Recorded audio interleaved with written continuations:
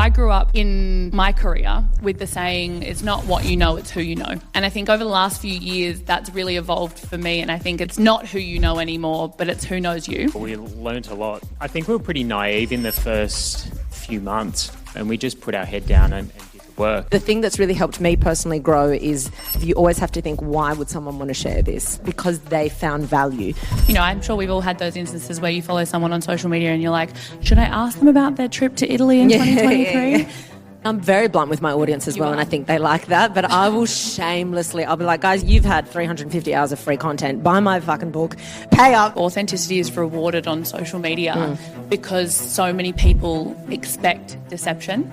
So when people are authentic, they're like, oh, this person's sharing so much of their life. And it's like, that's how it should be. Our members, and it turns out they hate a humble brag. They are not into content that is sort of heroing individuals that are really just powering themselves, but not in an authentic way. It just feels a bit yucky. Running does suck. It does. But I think... Alexis loves running. I like running too. It all comes back to people just want to feel connected. Like people literally just want to feel like they...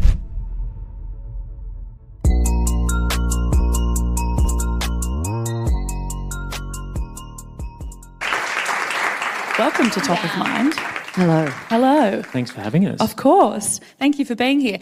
Now, I think before we start, I grew up in my career with the saying, it's not what you know, it's who you know. And I think over the last few years, that's really evolved for me. And I think it's not what you know, it's not who you know anymore, but it's who knows you. And I think that that's a really important place to start because this podcast is all about understanding how the people can know you, like you, and trust you, and ultimately buy from you, right? Josh, we're going to start with you. You started a REVL with 4 clubs initially, and you now have 30 locations. I'm going to go straight to the tactics because people want to know how you did it. What are the key tactics that you've implemented to grow the business to 30 locations? Well, we learnt a lot. We learnt a hell of a lot. I think we were pretty naive in the first few months, actually the first couple of years, to be honest, and we just put our head down and did the work. But I think what really worked for us in the early days was we had some key people of influence involved in the brand, probably about 5 or 6, and they were coaching at our locations, they were writing programs, etc. And these guys really helped push our brand, I guess, out into the market. Fitness, I'm sure we all know, is a very saturated market, and if you're bringing a new brand into that space, you need to be different. You need to bring something special. So I think aligning with some of those guys in the early days really helped. And then I guess the business grew to a certain point where we needed it to be about more than just these individuals. And that's when we turned the focus onto building the brand, which has its own challenges as well, right? So, it's been a hard and fast 4 years, but happy to go from 4 to 30 and hopefully more. I mean, it's a pretty big achievement. Alexis, I've known you from the days of when you were a Pilates instructor. I know, and we'd go to those events and that always put you at the front. Absolutely. Yeah. And I was always like, why am I at the front? But Alexis would always find the humour in it. You've grown your brand from a Pilates instructor to a neuroscientist to a best-selling author to a podcast host. Well, podcast host, then best-selling author. If anyone here is looking to start their personal brand, what advice do you have for them in where to start? So I think obviously it's really hard, like what you're talking about, a saturated market. The same goes for like podcasting and with social media. It is very saturated, but in the same breath, it's never been easier to reach an audience. So I think it's kind of you're working against, like you're working with something and against something, and you've got to look at it as, firstly, you want to be speaking to something that you could speak to for a very long time, something that's not going to fade away. It's not something in the moment. It's something that you're like, this is something I can really sink my teeth into. I do think that having something niche is important, but you can go a bit broader than that. Like my podcast, while it's about neuroscience and psychology, it's pretty broad. Like I talk about so many different topics.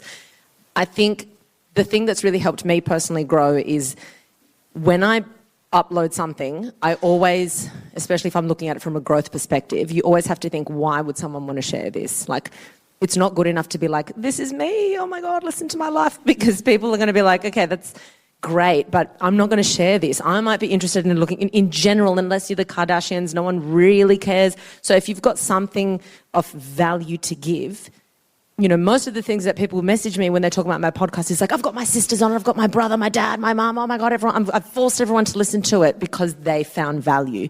So if you can provide something, and it doesn't have to be educational, there's different pillars. There's education, there's humour, there's escapism, there's all these different value offerings that you can provide. And if it's something that's going to strike a chord with somebody, they will share it. Love it. I love it. Catherine, one of my favourite stats is content shared by employees generates 8 times more engagement than if it was shared by the brand. If you love this episode, help us to grow and reach more people by hitting the subscribe button and leaving a review. As our resident LinkedIn expert here, why should business owners and leaders be encouraging their teams to be on LinkedIn and share their content?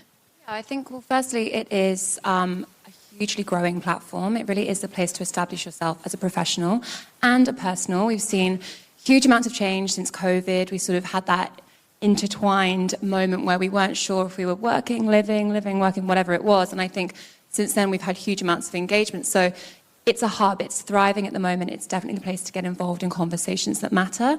And I think to Alexis's piece, it's like content that's grounded in authenticity. It shares knowledge. It might connect you to new people. Absolutely the place to be doing that. And I think if you can sort of instill that within yourselves or your companies, your employees, whoever that may be, then you're just going to let them feel empowered and let them know that they have a safe space to talk about and sort of share their voice. And I think that is, you know, we're kind of positioned as such like a unique offering in terms of the ecosystem of social media platforms. But because of that, I think we can go really quite far with who we're reaching and who we're talking to. So I think start thinking about your brand DNA. What are your values? What does that look like to you? And then start thinking about how you can tell your employees that, and then let them feel, like I said before, empowered and sort of be those employee advocates, you know, let them champion your journey and share your vision and mission. And I think, yeah, value, it's all about sharing value for sure. Absolutely. Now, Josh, we spoke about the fact that you have 30 locations, but each of those 30 locations aren't owned and operated by you or the HQ team. The one thing that I love about the REVL branding is the cohesiveness of it. You click on a gym down or a studio down in Melbourne, the content looks very similar to that studio up in Sydney.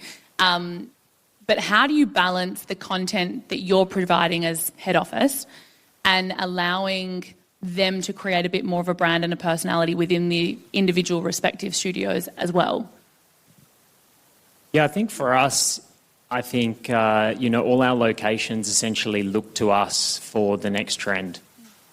So we've essentially got to be the leader in our business for what's next. We've got a few of our marketing girlies here tonight. Shout out. Shout out. Welcome. But I think what we see is when we kind of push the boundaries and when we create exciting content, new content, that people engage with and it's essentially bringing value to our audience, then our studios grab onto it like that. So it's just about, for us, it's always about pushing the boundaries. I think we kind of entered the market and we're very different to a lot of the other brands out there. We're not a commercial brand, an overly commercial brand. We kind of stick in our lane. We know what we're good at. We know what we're not. So I think it's just about conveying that the best way we can and constantly pushing the boundaries in the marketing sense. I love it. Now, Alexis, I went to Fred again last night. Sorry to anyone who missed out, but I'm going tonight. Amazing. I was talking to one of the main promoters there, and he was talking about, Fred again selling out overnight, Fisher selling 30,000 tickets in one day, and he no longer talks about them as artists. He's like, they're a brand. People aren't going just for their music anymore. They're going because they like their personality, like the content that's being produced on social media, etc. Now, you share, your personal life, what goes on behind the scenes. You're going to get croissants in the morning, the things that don't sell or promote your podcast or your books or anything like that. But then you do use the platform to push your podcast and, share the stories that you've got to tell and your books that you're launching. How do you balance the content between personal and, I suppose, business or, I suppose, sales-based content? Yeah, so for me, what was probably different than for a lot of people is that my Instagram following grew because of my podcast, and it wasn't the other way around. I think a lot of people start off having a big Instagram and then launch a podcast off the back of that. Mine was the other way around. So most of the people that follow me on Instagram are podcast. They're my beans. I call them my beans. They're my beans. And so I try to make sure that it's quite cohesive with what I talk about on the podcast. Not so much in the sense of, I've got to represent my brand, but if I talk about things that I enjoy doing and my friends, I talk about my partner and my friends on my podcast all the time. So I include them in my social media as well, obviously with their consent. But, I'm bringing in, my best friend Liv, she gets people that she works in, sales and media and whatever, and she'll walk into offices and they're like, we already know you. We know you from Alexis' Instagram. So she's just like, I'm famous by association. But it's really funny. Or the other day I was having coffee with Liv and this girl walked past and then she kind of came back and she was like, oh my God, I thought it was you and then I wasn't sure. And then I saw Liv and then I was like, it's definitely you. So people just, they get like a slice of your life, and I think they enjoy that. Obviously, there's a lot of stuff that sometimes I'll be out doing something with my family and I'll think, I just won't post. I just want to just have a night just to myself and nothing. There'll be 24, 48 hours where nothing goes live, and I know that's not ideal. You'll be the first to tell me that. But yeah, so it's not everything that I'm posting, but I think it's really nice when people meet you and they're like, I know you. I feel like I know you. And then they get both angles of it. They get the storytelling and then they see the video on socials. I think it makes them feel like they've got this holistic connection to you. Yeah, well, there's a term, right, and I'm sure you'll be the first to correct me if I'm wrong, but this term that kind of developed over COVID, which is like parasocial relationships, where, I will follow somebody and I feel as though they're my friend.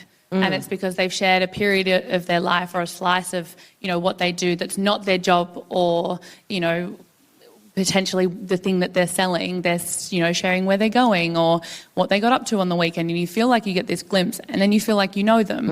And that's why you'll have people constantly coming up to you being like, oh my gosh, I'm sure we've all had those instances where you follow someone on social media and you're like, should I ask them about their trip to Italy in 2023? Or not, because it's like they don't know you. So I think it's a really valid point. But I think, how do you balance then if you've got something that you're promoting and you're like, okay, well, I need to tell them that my book's launching.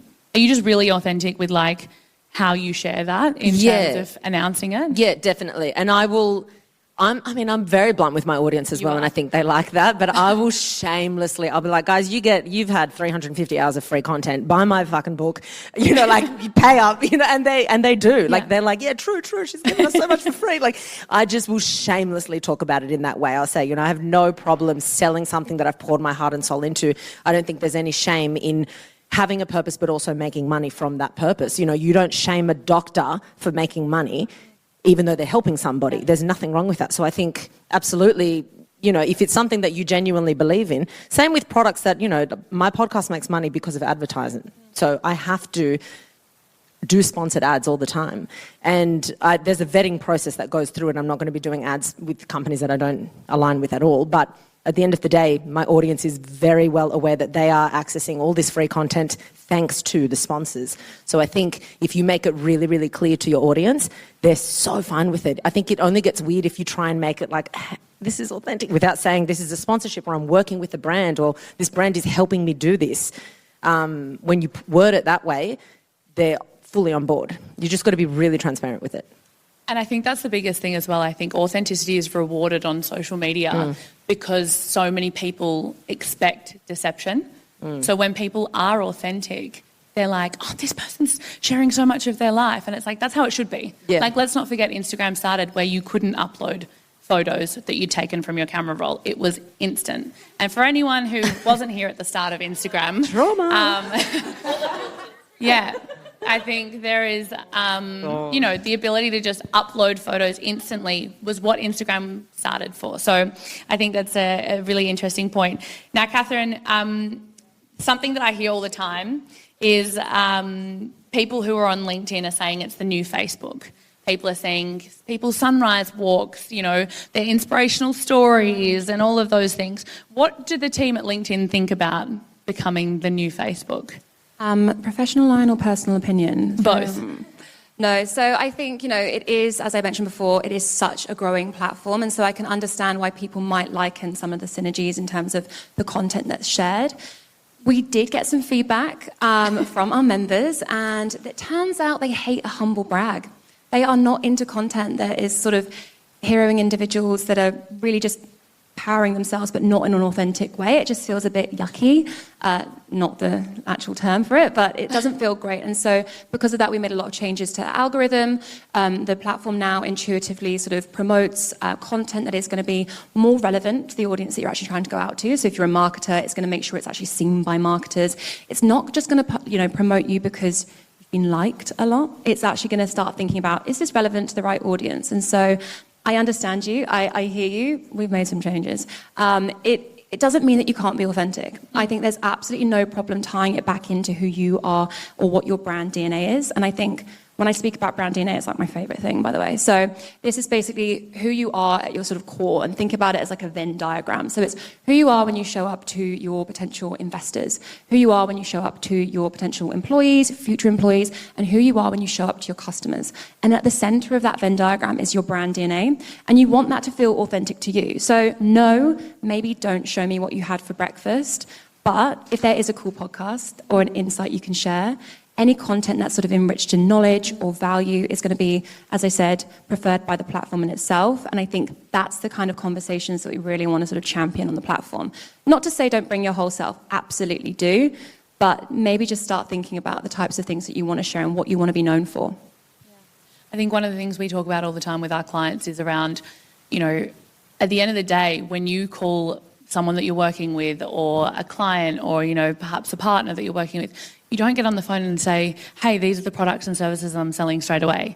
You'll be like, how was the football on the weekend? How are the kids? How are the wife? Like, you talk about all of these other things that have nothing to do with work before you talk about the services. So I think remembering also that you're not just your job title when you're turning up on those platforms. Well, that's it. And I think especially with LinkedIn, everyone just assumes it's like this B2B platform. They're like, I'm selling to a business. There are people in those businesses. You are not selling to the company. Like, we're all individuals. We've got emotions. We're humans. We're enriched in like experiences. And so you've got to think about the people that you're talking to. So it's all about building trust. So any sort of content that communicates you as an individual will build trust with your audience, regardless of whether that's you're an employee of somewhere or you're your own personal brand. I think we've all got a personal brand, whether we like it or not. But yeah, I think build trust first, and then the rest will sort of follow. I love that. Josh, now we recorded a podcast last week. Yeah, week before. Yes. They're all blurring into one. We spoke about the rise of run clubs because I'm fascinated. We spoke about the fact that it is a textbook marketing rollout in terms of the virality and how, you know, they've just exploded. I personally despise running and will only run I don't blame you. Yeah, I will only run if I'm getting a parking fine. Yep. I've been trying to get into running and I'm getting better at it. But what is it about run clubs that makes it so compelling? That's a great question. For a non-runner. Because running does suck. It does. But I think... Alexis loves running. I like running too, but I know a lot of people hate it, right? But I think it kind of ties into what we do at REVL, which is kind of cool. And I think it all comes back to people just want to feel connected. Like, people literally just want to feel like they belong somewhere. You know, I fairly recently took up cycling. The exact same thing happens over there that happens in our gyms, that happens with all these run clubs going on now. People just want to feel part of something, and I think that's what this cycling Josh loves his bike, by the way. This running movement has done. And I think you're right. It's a fantastic case study. Like, it's gone absolutely viral. You know, we were seeing people run with Salomon water packs running 2K, you know, in October last year, you know. Hey, it happens. But you know what? Like, that's great. Like, fantastic. You know, if that motivates you to get out and go running, fantastic. Go and do it. I think for us at REVL, It's not a competition for us. We love it. We embrace it. I think REVL kind of builds the foundation for people to go and do more, whether that's go and run, go and swim, play with your kids, whatever it is. So I think for us, it's all about facilitating that journey for the customer, more so than going, oh shit, that's sorry, can we swear? Yeah, absolutely. Okay, cool. Do you know me? No, but I don't know these guys. That's fine. My mum and daddy used to it. So I think it's not looking at these trends as, okay, that's competition. It's like, cool, how can we leverage that? How can we use that? And I think we put up a post tonight that was essentially our first iteration of facilitating this running movement and showcasing all the run clubs that we have around our 30 locations around the world, and that's just the beginning. Hey guys, if you are listening on Spotify, do not forget to give us a 5-star rating. It will help us to reach more people. REVL Run Club. I call it trauma bonding, you call it run club. That's fine. Same. Alexis, now I'm obsessed with psychology. We talk about it all the time. I think when I look at our client base that we look after from a personal branding point of view, two of the biggest things that come up when it comes to creating content for their brand or their business or as an individual is they're terrified to hit the post button, and I'm convinced that there's a phobia name out there for hitting the post button. And secondly, they're really scared to be judged, more so I think on LinkedIn than any other platform because it's a professional platform. Now, professional to me means doing your job.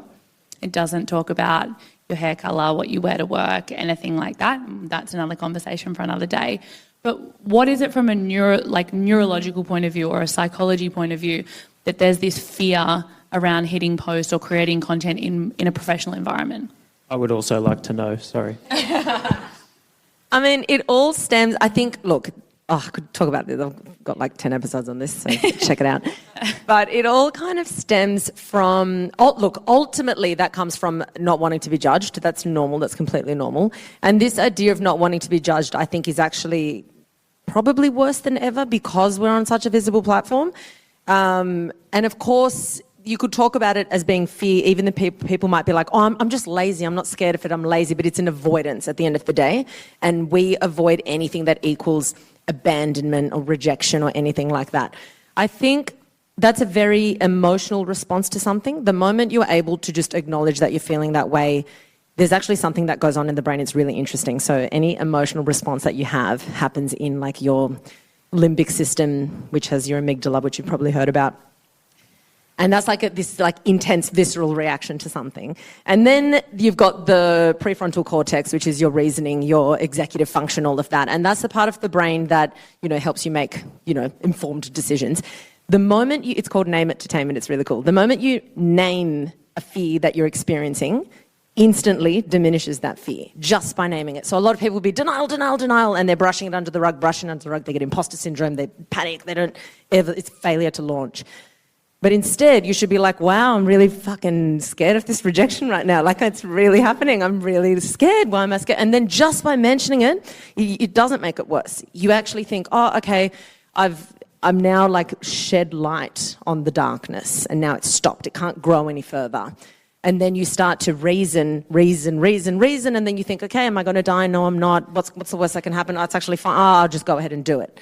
Because at the end of the day, what you have to acknowledge is people absolutely are going to laugh at you behind your back. There's no question about it. Especially if you're starting out. If you start doing something new, watch people laugh at you, watch them talk behind your back, but it's only at the start. 3 months in, once you change your reputation, once you level up to the next version of yourself, people forget. And then they're all on board. Even people that like you will talk about you behind your back. Once you acknowledge that as just a fact, it's like, okay, I'm just going to get through that and then it's fine. I'm sure that when I launched my podcast, some people were like, oh, good luck to her, and I'm not even like, that's fine because that's people's initial reaction. People don't like change. So if you can just acknowledge that that's human instinct to judge, then you don't look at it as such a personal attack. I love it. I think there's also that tall poppy syndrome, right? Yeah. In Australia, I've seen, you speak to Americans, people in the UK, they're like, I'm so good at what I do, and they're happy at putting themselves out there. You probably see it a lot on LinkedIn. Oh, you are also British. Yeah, but I think like in Australia, there's this tall poppy syndrome, right, where, people are waiting to be like, I told you it wouldn't work. And so I think there's that acknowledgement of the fact that there will be people that talk about you regardless. So as long as it aligns with what you want to do and the values that you have, it's just that kind of barrier that you have to push through to get there. Now, Catherine, there's no hiding. I've spoken about it before. LinkedIn's my favourite platform, and I'm not just saying that. Anyone who knows me or spends enough time with me knows that. It's traditionally, and you spoke about it before, a B2B platform. For those of you that don't know what B2B means, that's business to business. But I firmly believe that it can be a B2C platform as well. Can you talk a little bit about how brands that are potentially talking to consumers that are purchasing their product, not businesses that are purchasing their product, and how they could leverage LinkedIn as a platform? Yeah, well, I work with a lot of clients, and I'm going to say about 40% of them are probably B2C as well. So absolute proof in the pudding. They are there. They are doing it. I think there is that kind of fear of like, well, our content maybe isn't quite the right feel. You know, I don't know how to talk to somebody that's a business. But like I said before, there are people behind these businesses. So start talking about, human connection points. What can you do in terms of your content that is B2C perhaps, but maybe give it a slightly different tone of voice? Like start thinking about what you want people to sort of feel or do or think or know after engaging with your content. And I think there absolutely is a platform for B2C. Yes, we are predominantly B2B, and that is great because that's our speciality. But you guys are all consumers, and I'm hoping most of you in the room are also on LinkedIn. If not, sign up now. But you are still going to be engaging with content when you're going through it. And I think the key is maybe not to think about it being B2C or B2B, but start thinking about the content that you're actually putting out there. So is it thumb stopping? Is it going to capture my attention? What am I going to learn from this? And I think it's that kind of fear piece, right? It's like as soon as you start, and you can start small, even if it is a B2C brand, I think there's absolutely a place for it. Just be a part of the conversations that are going on there. Love it. Josh, last few questions before we wrap up. But when it comes to marketing, social media and personal branding, what are you guys specifically focusing on when it comes to growing the business from 30 studios up? Yeah, I think for us, so we are a franchise. Our strategy from this year onwards is to franchise a lot less. I think what we've seen, especially in the Australian market, is that the Aussie consumer doesn't necessarily buy into franchises as much as they do boutique businesses. And I am one of those. So we're essentially franchising a lot less this year. We're still franchising overseas and that sort of stuff, but it essentially gives us a little bit of breathing room to step back and slow down on the growth side of things, and just to focus on us and build a solid brand. It's definitely something that has been watered down as we've grown and as we've expanded across the globe. So it's really just taking stock, and we've just finished a big brand positioning piece towards the end of last year, and I've just presented that to the network over the last couple of weeks, and the feedback coming back from that is we've never felt so connected to the brand. So that's fantastic. It means we're kind of heading in the right direction. So it's just about now executing on that, rolling that out. What does that look like across all our platforms, digital, print, etc.? So for us, this year, it's all about just building brand for us. Including your personal brand, right? Including my personal brand. I'm super slack. Yeah. I'm super slack. I've got the post thing. Get on LinkedIn. I'm shocking at LinkedIn. I'll just repost. No. Start small. You can repost. Okay. Just get your voice out there. Comment. That's all you need to do. You guys are really motivating me. Good. I need to hang around you two more often. Yeah. Alexis, staying on that kind of psychology, I suppose, path, what happens to us and our brains when we're being sold to? Because I know immediately as soon as I see someone say, this is a sponsored ad, or I'm working with this brand or whatever, there's an immediate part of me that goes, well, they're being paid to say that. So what is it from a psychological point of view, and how can we kind of navigate that if we are working between sharing personal content and business-based content? How can we kind of switch between acknowledging that your brain naturally will be like, you're being sold to, and what can somebody that is sharing that content, I suppose, do to potentially mitigate that or lessen it? Yeah, so I think it's really important to kind of look at different So, for example, before I answer that question, the other day I went to the Huberman Lab live show. If anyone knows Obsessed, he's like an amazing neuroscientist podcaster. And he's got these long-term sponsorship deals. We're talking years, multiple year deals. One of them is with a company called Athletic Greens. And there's so much synergy between his brand and that brand that you never look at it as like, oh my God, I'm being spammed by Athletic Greens, even though he talks about it in every single episode as an ad. It's an ad at the start of his episode. Because you look at it as this is a partnership. So I think if you can, as a brand, think, how can we actually partner with people, with influencers, with an opinion leader? How can we make it look like it's more of a partnership instead of like, hey guys, I'm promoting this product today, and then nothing, and then, hey, because it's true. Initially, our initial reaction is, oh, I'm kind of being sold to. Interestingly, though, with podcasting, they found that there's two kinds of ads. One that's pre-recorded by the brand in a different voice, and then there's a sponsored read where the host reads it. And because podcasting has such a strong trust with their audience, because people aren't, it's not social media where we're watching someone for 30 seconds, you're listening to someone for 30 minutes to an hour. There's so much trust that the listening rate through a sponsored read where it's the podcaster is so much higher than through like an inserted ad from a brand. So I think there is something to be said. The more someone trusts somebody, and I think transparency. If you're completely transparent and say, hey guys, a lot of podcasters will say, please listen to my sponsors. They make this possible. So then instantly you hit their emotions and they think, oh yeah, true. Like I love this podcast, but you wouldn't be doing it if you weren't getting paid. You have to work.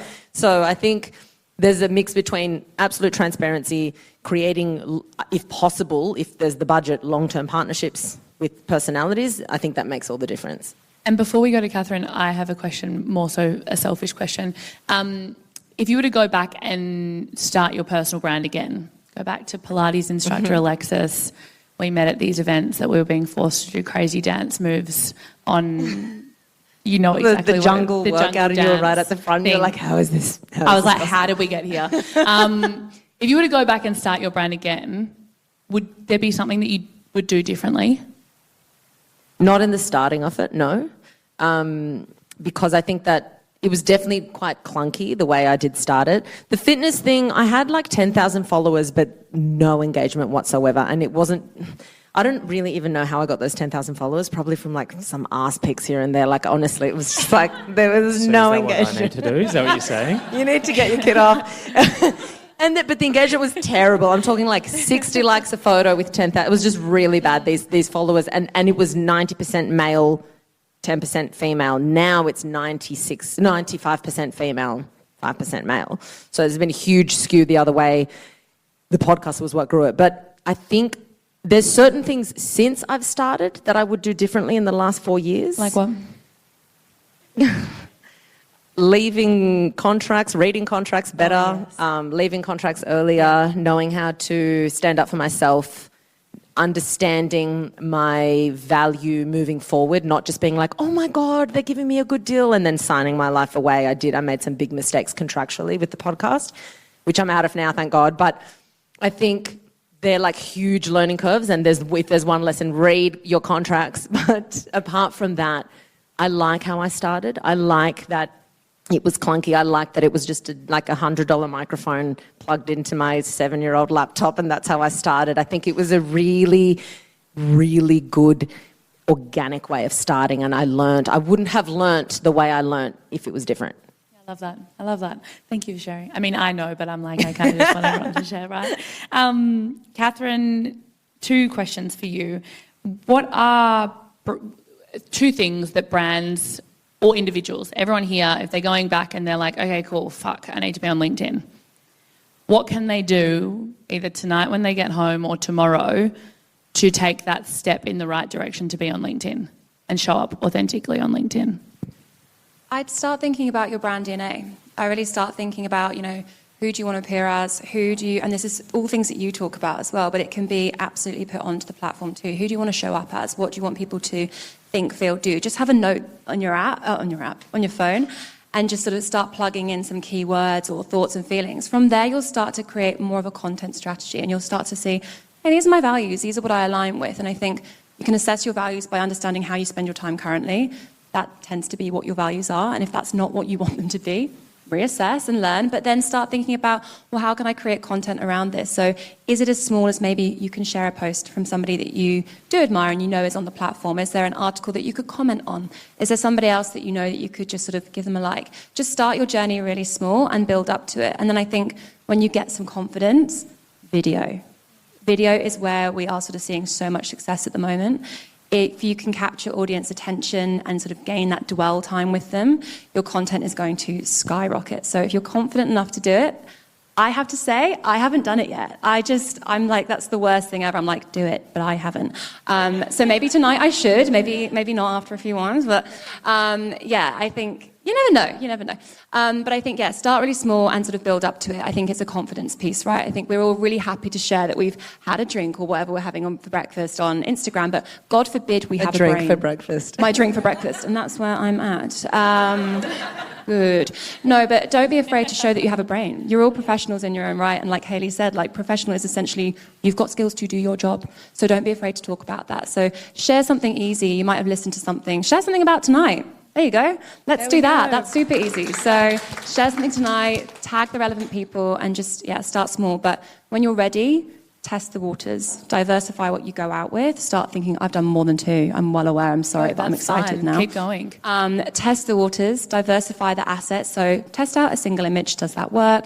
Test out the video, it will work. Start thinking about different ways that you can show up organically. Do polls, things that are actually going to engage your audience. And then when you're ready to sort of push that message out further, really start thinking about who you want to engage with your content. So start refining. You can do a lot of targeting on LinkedIn. It's like our bread and butter. We've got a wealth of first-party data, which is essentially all uploaded by you guys, so you've done it yourselves.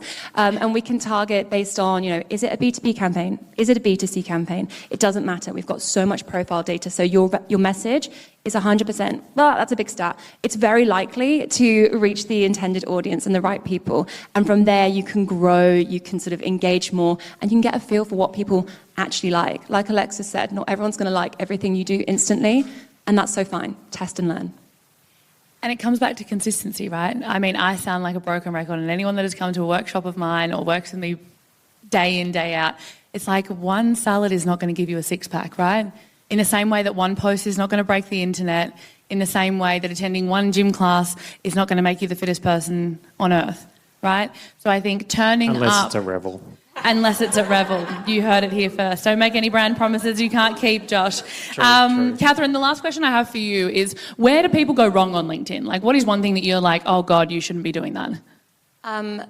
They just create this bizarre persona. Like, we've all seen it, right? You've gone onto LinkedIn or you've seen that content and it's like, I was on my way to an interview and I walked past a dog on the street and I patted it, and then when I got to the interview, the dog was there, and you're like, wow, that is bizarre. And it's this like really strange way of telling stories.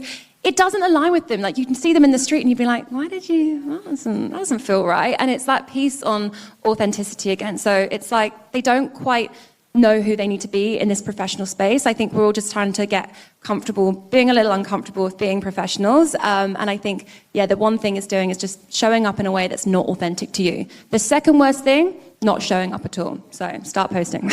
There we go. There you go. You heard it first, not just from me. I think you're so right. I mean, one of my biggest eye twitches is when I see people on LinkedIn saying, I'm pleased to announce I'm starting a new job. And I'm like, write it yourself. Like, you've just got this amazing new job and you're using pre-curated content. Well, we do have AI now, which can actually write your Exactly. posts for you. Use and it it. can schedule them too. But, AI isn't you. You are what makes you uniquely you. And so, use it to your... Use ChatGPT, but review it, is what she's saying. Now, before we wrap up, I've got 3 questions that I end the podcast with every time. Josh knows them already because he's already done an episode with me, so no cheating. We're going to do 3 questions, quick fire answer, single answer. What is one brand that first comes to mind for you, top of mind? Go. Me? Yep. Good. REVL. You've learned. Sorry, no cheating. Okay. Canyon. His bike, guys. Red Bull. Red Bull, love. Canva. Would LinkedIn be happy with that? Oh, LinkedIn. Also Canva. Josh, still Canva. We love Canva. What is one thing that that you think helps a business or a brand stay top of mind? I think consistency with your content. Yeah, I'm not good at that personally, but as a brand, we're pretty good at that, and it's always a priority for us. So yeah, just staying consistent. Alexis? Sticking to your overall why or purpose. Yeah, love it. Tell stories consistently, but to the right people. Yeah, not everyone's going to be your audience. And lastly, because I love quotes so much, favourite quote that's top of mind that you want to leave people with tonight? Come on, Josh, let's get really deep.